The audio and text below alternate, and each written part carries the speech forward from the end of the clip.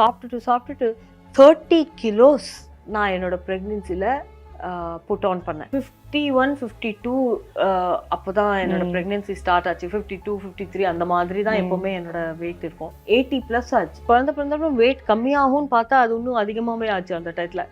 அப்போதான் எனக்கு வந்து ஓ மை காட் இது என்ன ஆச்சு அப்படின்னு தோணிது.